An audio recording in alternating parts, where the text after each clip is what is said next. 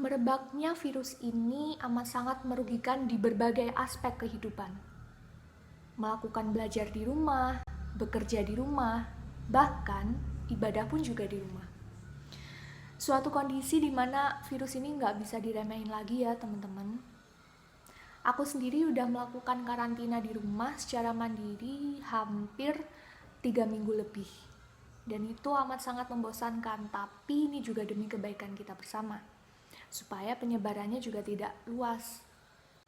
Nah, kali ini aku akan membahas dan sharing menurut opiniku eh, terkait dengan pengaruh COVID-19 terhadap pasar, perilaku konsumen, dan pelaku bisnis.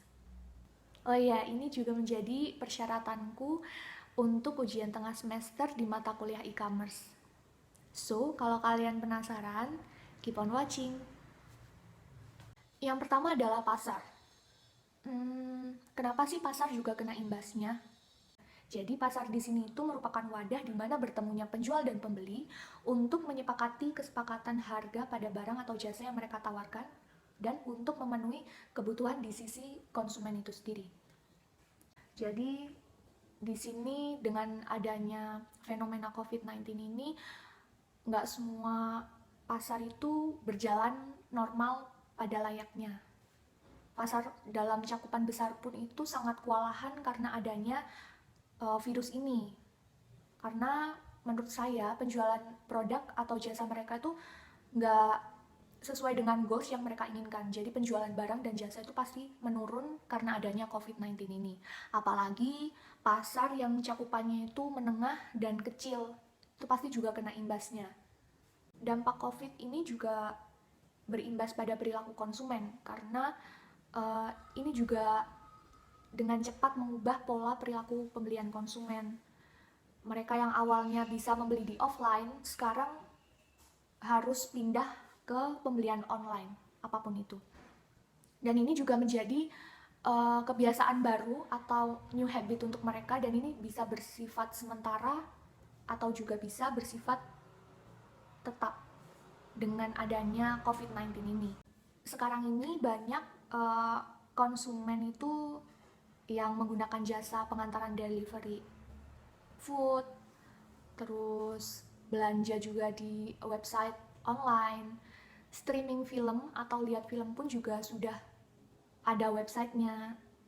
Jadi nggak salah kalau saham Netflix itu akhir-akhir ini melonjak drastis karena adanya COVID-19 ini. Nah, dari perilaku pembelian online ini nanti biasanya akan berakibat pada shortage barang dan biasanya juga stok barang juga menipis, dan ini akan mengakibatkan kenaikan pada harga barang tersebut seperti itu. Dan mungkin bagi beberapa konsumen ada yang memikirkan tentang kenaikan harga barang tersebut, ada yang juga tidak terlalu memikirkan. Ini juga tergantung dari tergantung dari latar belakang perekonomian juga. Jadi mungkin yang tidak mempunyai latar belakang ekonomi yang baik, maksud saya, itu akan berpikir ulang apakah membeli barang tersebut atau tidak. Kayak misalnya contohnya hand sanitizer, masker, vitamin, itu sekarang langka. Jadi kemungkinan harga-harganya juga melonjak naik, dan ini yang membuat konsumen itu berpikir ulang apakah membeli atau tidak. Namun untuk konsumen yang mempunyai latar belakang ekonomi yang baik, mereka pasti tidak akan memikirkan harga dan langsung membeli dengan mudah seperti itu. Dan juga ada beberapa fenomena yang patut di highlight di sini. Karena adanya COVID ini, ada beberapa masyarakat atau konsumen itu yang melakukan panic buying. Jadi mereka membeli produk dengan jumlah yang besar untuk di stok di rumah, dan itu mereka membeli itu karena rasa panik itu sendiri. Jadi sebenarnya juga sangat menyedihkan gitu loh. Kayak belilah secukupnya saja sesuai dengan kebutuhan, jangan sampai membeli dalam jumlah banyak dan itu juga belum tentu dia butuhkan seperti itu, karena masih banyak konsumen juga yang membutuhkan. Jadi ini tuh nggak sampai mengakibatkan kekosongan stok barang. Itu juga karena konsumen yang panic buying itu sendiri seperti itu. Jadi belilah secara bijak sesuai dengan kebutuhan yang dibutuhkan. Nah, kali ini aku mau bahas dari aspek pelaku bisnis.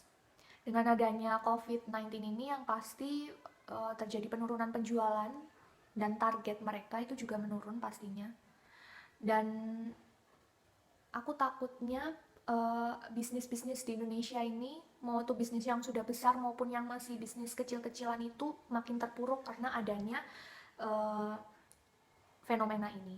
Dan di sini contoh sektor bisnis yang menurun itu hampir di semua sektor bisnis, kayak misalnya perhotelan, pariwisata, terus restoran atau makanan, itu juga mengalami penurunan penjualan.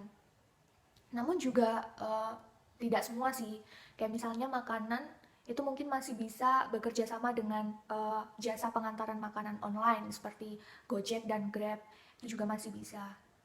Di sini kita sebagai pelaku bisnis mungkin harus dituntut untuk tetap kreatif ya, walaupun keadaannya sedang genting. Namun di sini selain itu peran pemerintah juga sangat dibutuhkan untuk para pelaku bisnis, karena pemerintah juga bisa memberikan briefing untuk para pelaku bisnis bagaimana caranya supaya bisnis itu tetap berjalan walaupun suasana sedang genting. Juga bisa diberikan motivasi dari pemerintah sendiri mengenai bisnis, baik yang sudah berskala besar sampai yang masih berskala kecil seperti itu.